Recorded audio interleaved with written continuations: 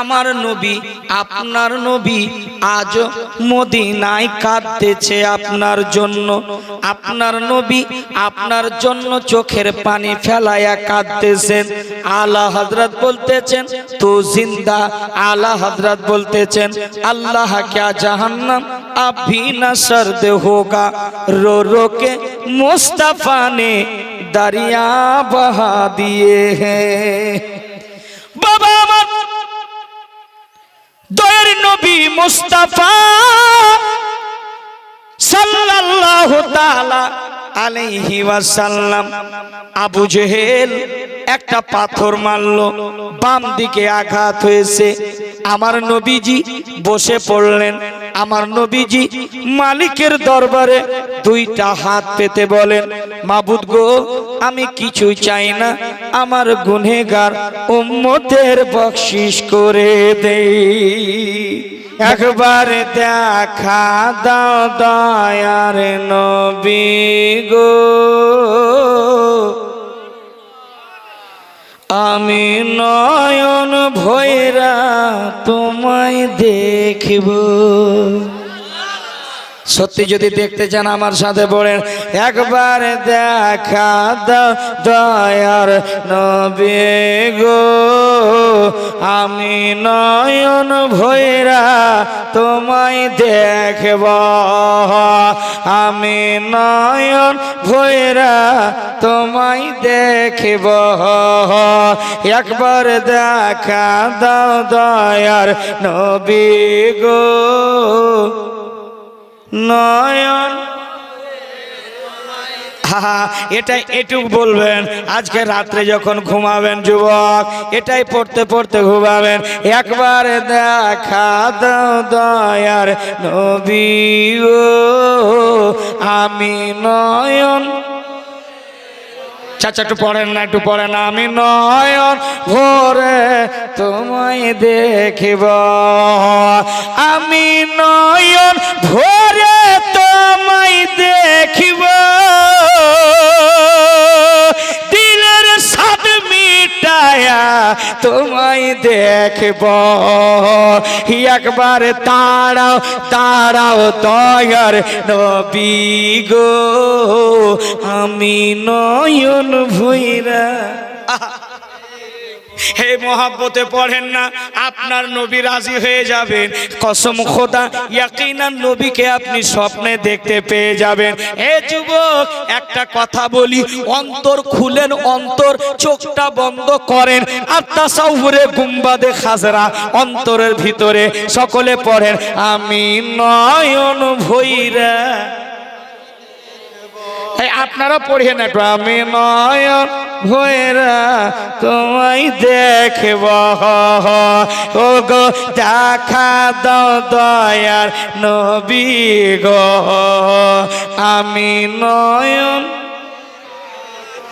দেখব। একদিন আমার দয়ার নবী মায়ার নবী জায়ার নবী ছিলেন হালে মার বাড়িতে, ছাগল এসে বাচ্চা নিল চারওয়াগা থেকে। জোরে বলেন সুবহানাল্লাহ। হ্যাঁ, যখন ছিলেন দয়ার নবী মায়ার নবী হালে মার বাড়িতে, বাঘে এসে বাচ্চা নিল চারওয়াগা থেকে। হ্যাঁ, বাঘে এসে বাচ্চা নিল চারওয়াগা থেকে। কি বলছে? ছাগল আমরা খাবো না, নবী দেখার বাহানা। ছাগল আমরা খাবো না, নবী দেখার বাহানা। নবী আসলে কদম ধরে চুমব, নবী আসলে কদম ধরে চুমব, দিলের সাদ মিটায়া তোমায় দেখব। একবার দেখা দাও দয়ার। একটু জোরে পড়েন, মুফতি আফজাল আধ ঘন্টা লাগবে, একটু হবে। আমি নয়ন।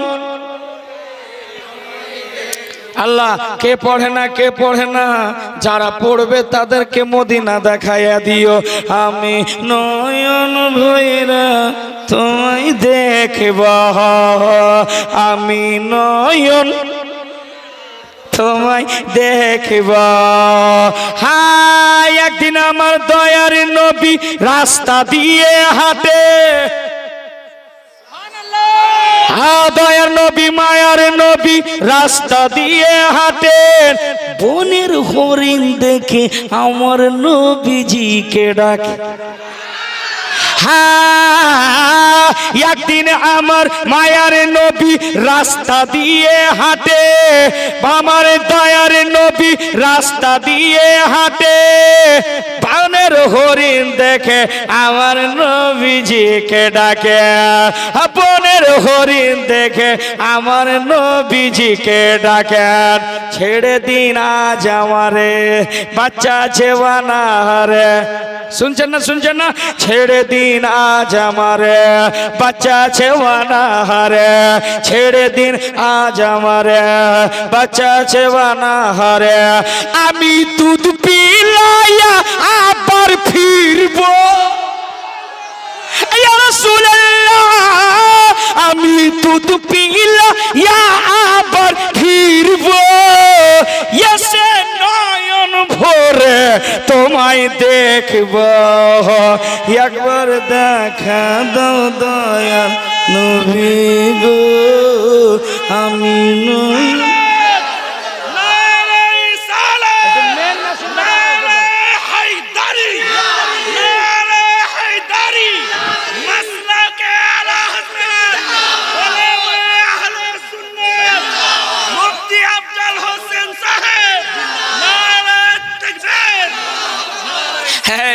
যুবক পাগলামো করো না।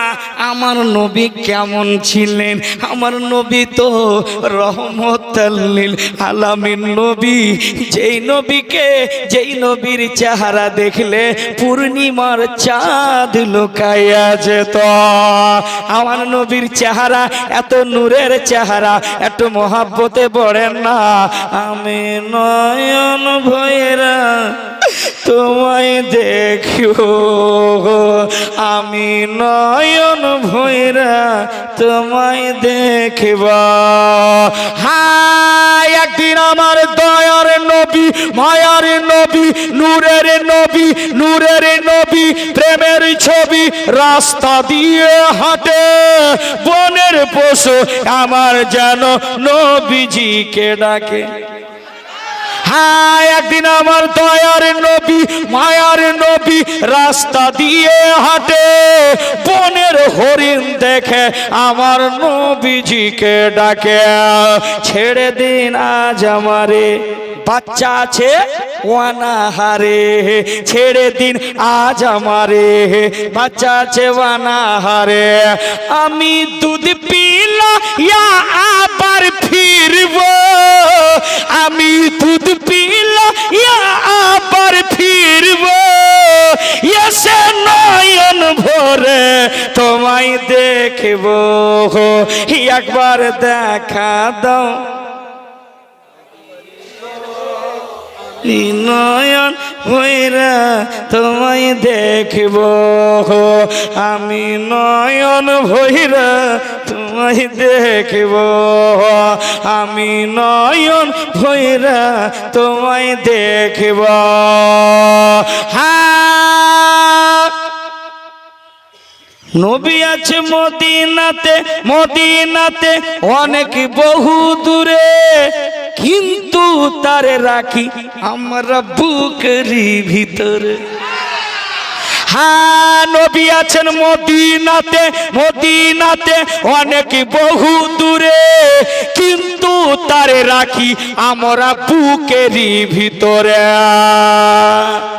দেখা দেন স্বপনেতে, কথা বলবো গোপনেতে, দেখা দেন স্বপনেতে, কথা বলবো গোপনেতে, ওরাই বলবে দেখা দেন স্বপনেতে, কথা বলবো গোপনেতে, দেখা দেন স্বপনেতে, কথা বলবো গোপনেতে।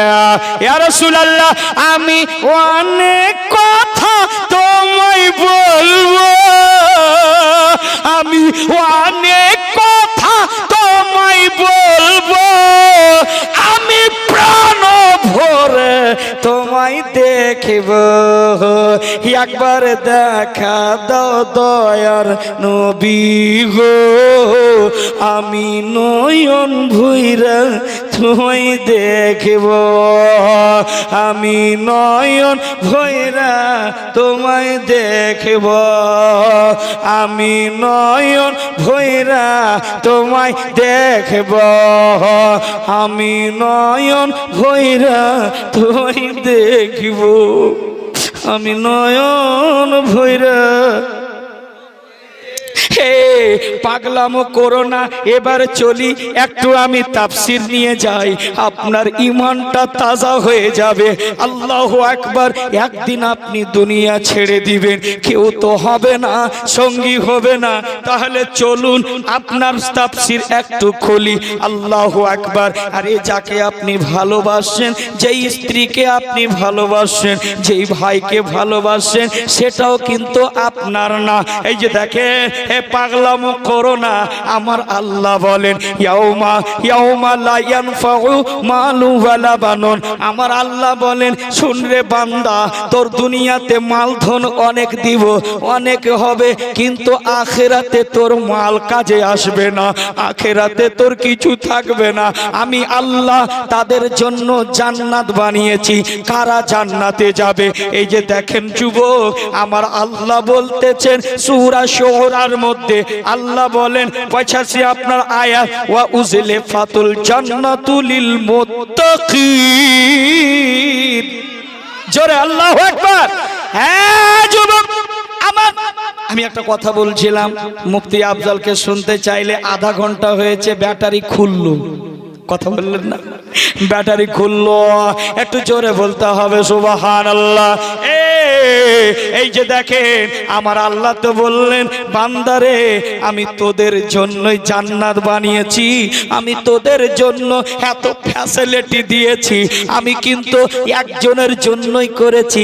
আমি যদি ওই নবীকে না বানাইতাম, ওই নবীকে যদি না বানাইতাম, আমি জান্নাত বানাইতাম না, আমি পুলসেরাত বানাইতাম না, আমি দোজখ বানাইতাম না, আমি সাজাবাট করতাম না, আমি পৃথিবীটাকে সৃষ্টি করতাম না।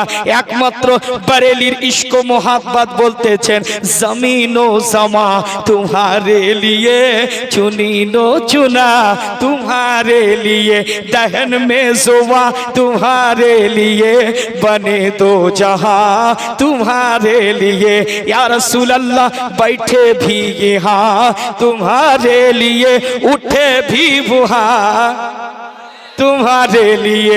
আমার নবীর জন্য এই সারা কায়নাতটাকে আমার আল্লাহ সাজিয়েছেন। তাহলে আমার আল্লাহ হুঁশিয়ারি দিলেন, তাফসীর কোরআন খুলবেন, ঈমান তাজা হয়ে যাবে।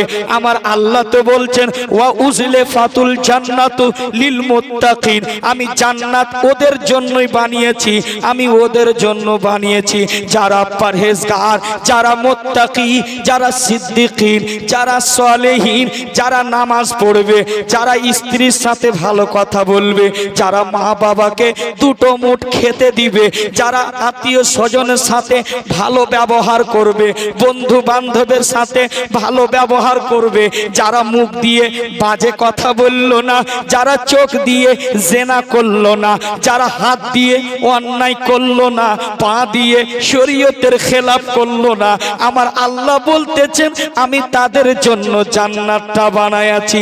বান্দারে কান খুলে শোনো, আমি জান্নাত সবারই জন্য বানাইনি,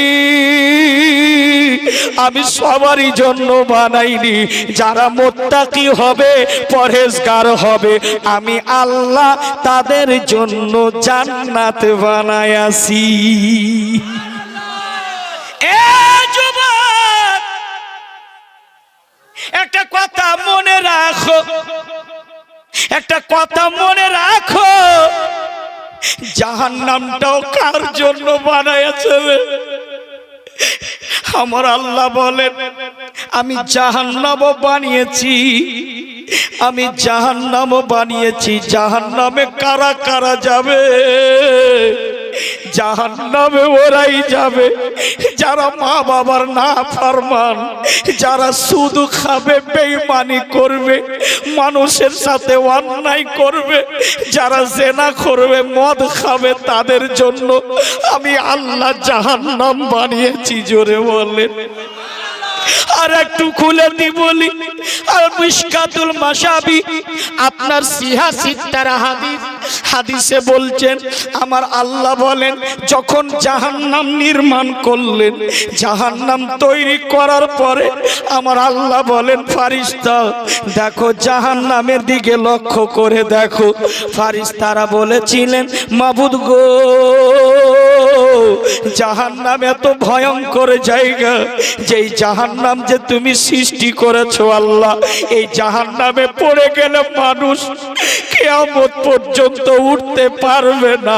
হাদিসে হযরত আলী থেকে বর্ণিত হাদিস, আমার নবী মায়ের নবী যেই রকম আপনারা বসে আছেন এই রকম বক্তব্য দিচ্ছিলেন, সাহাবারা উপস্থিত ছিলেন, আমার নবী বক্তব্য দিচ্ছিলেন, ইতিমধ্যে একটা ঠস করে আওয়াজ শুনতে পেলেন কানে।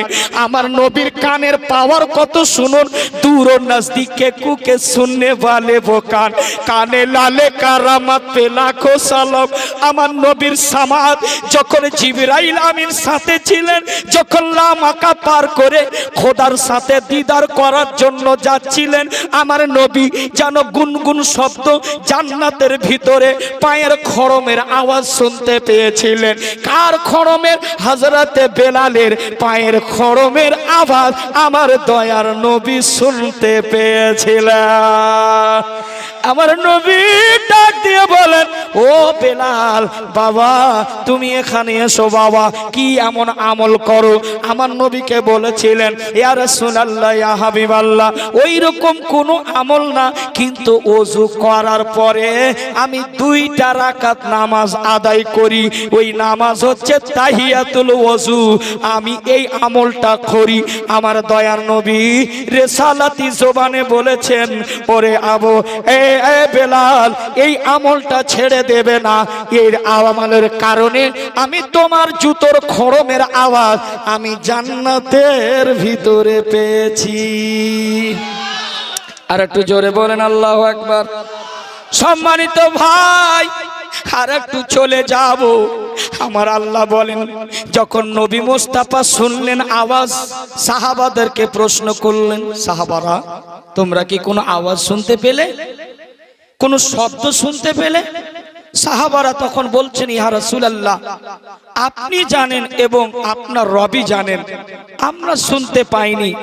আমার দয়াল মুস্তাফা, দয়ার নবী আকা মুস্তাফা তিনি বলতেছেন শোনো আমি এই মুহূর্তে একটা শব্দ শুনতে পেলাম জাহান্নামের, যে জিবরাইল আলাইহিস সালাম 70 বছর আগে একটা পাথর নিক্ষেপ করেছিলেন জাহান্নামে, ওই জাহান্নামে 70 বছর পরে ওই পাথরটা গিয়ে পৌঁছালো। জোরে বলুন, একটু জোরে বলেন আল্লাহু আকবার।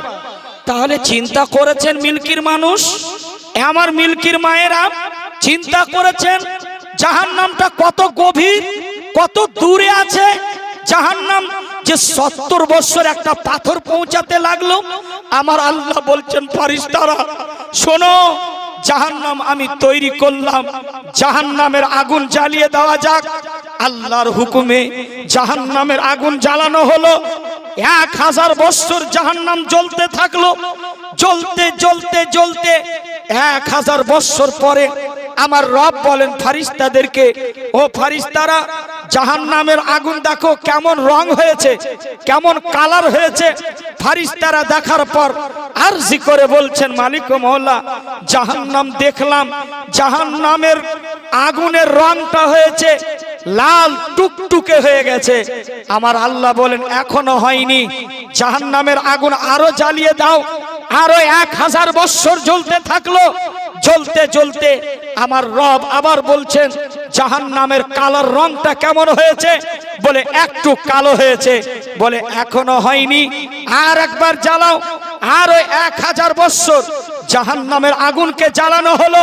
প্রায় 3000 বছর জাহান্নামের আগুনকে জ্বালানো হয়েছে। যুবক মিল্কির মানুষ জাহান্নামের আগুনকে 3000 বছর জ্বালানো হয়েছে।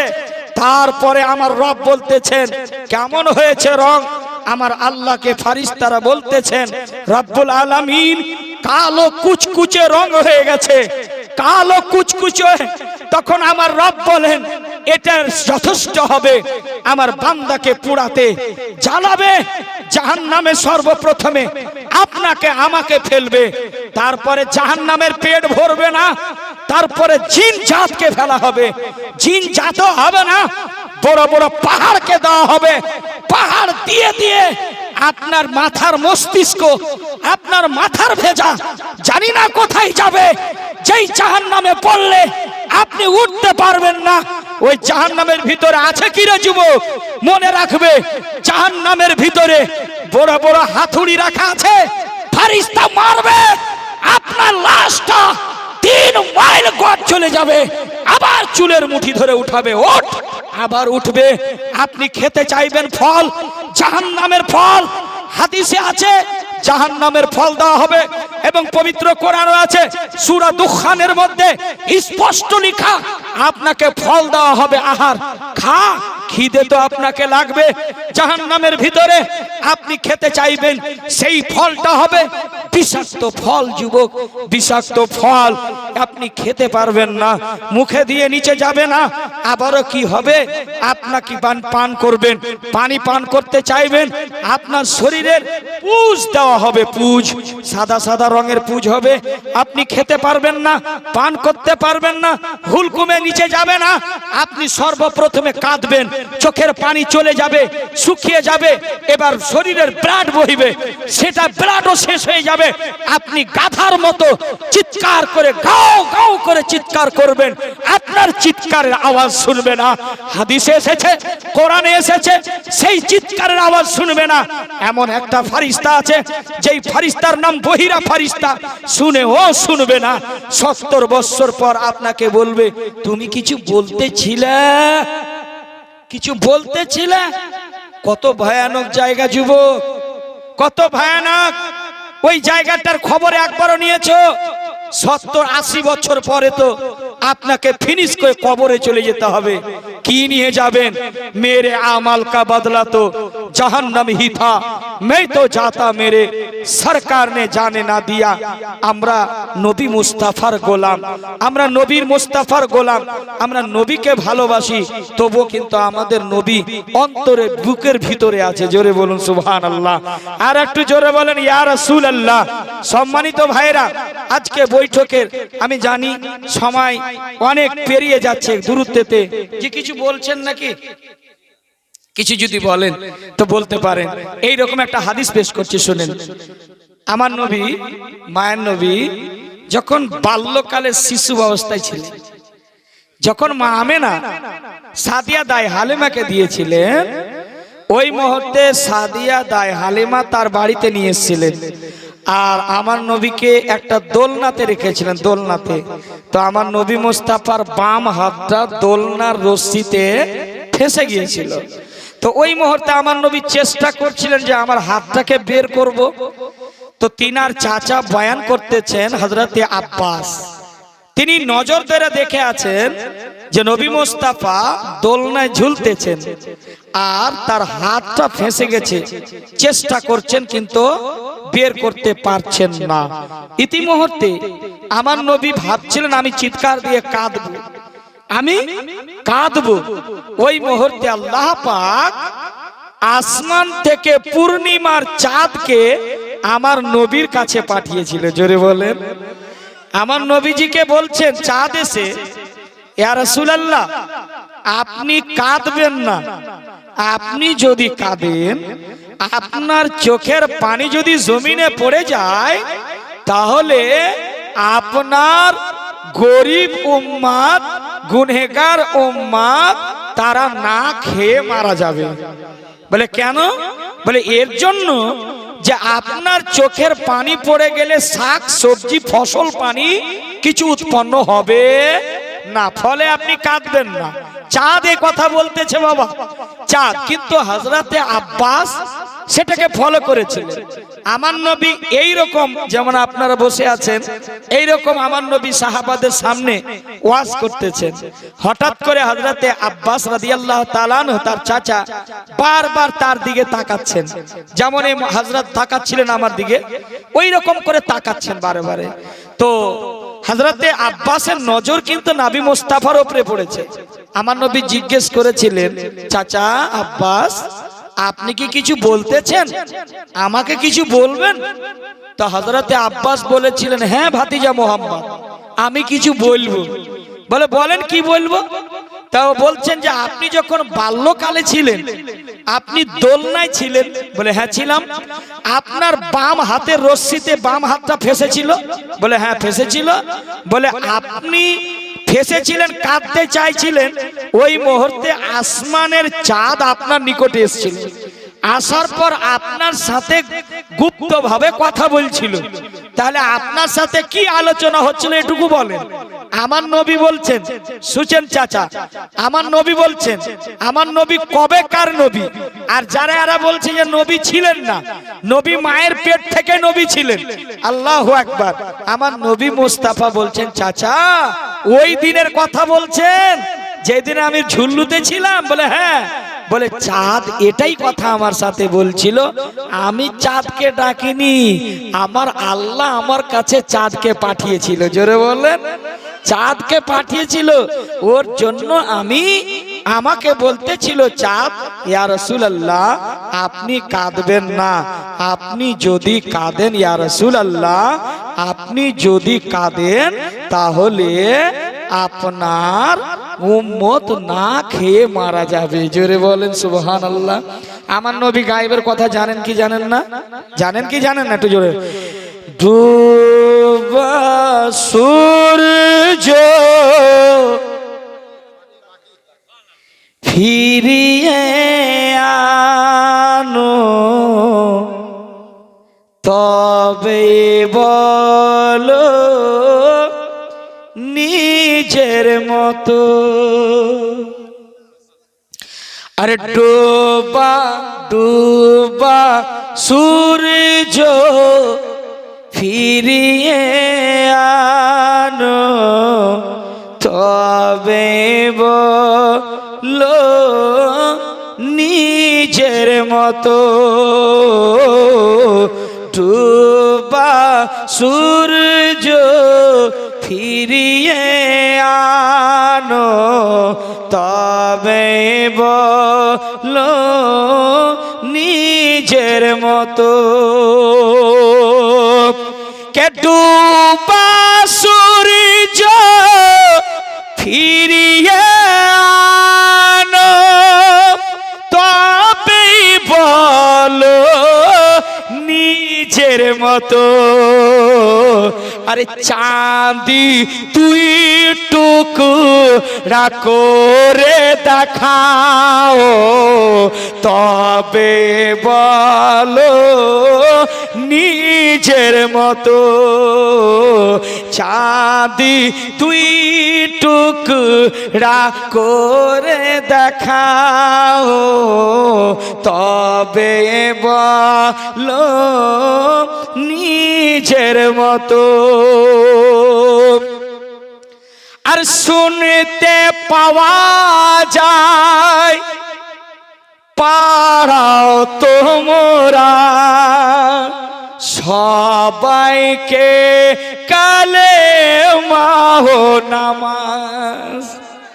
হ্যাঁ শুনতে পাওয়া যায় পড়াও তোমরা সবাইকে কালেমা ও নামাজ।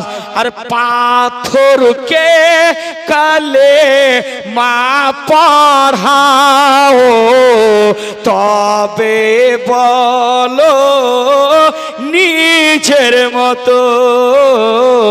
পাথরকে কালেমা পড়াও, তবে বলো নিজের মতো। সিদ্দিক আকবর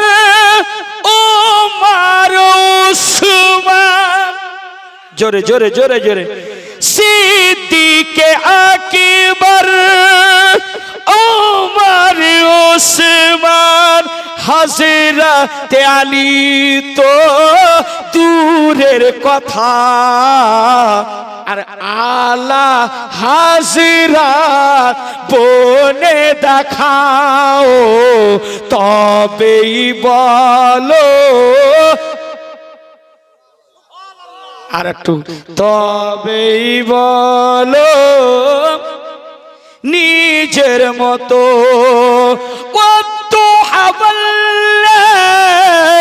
কোরআনে বলবি কি করে তুই এই জবানে, নিজের খোপড়া আয়নায় দেখে তবেই বলো নিজের মতো। ডুবা সূর্য ফিরিয়ে আনো তবেই বলো নিজের মতো। জোরে বলেন সুবহানাল্লাহ।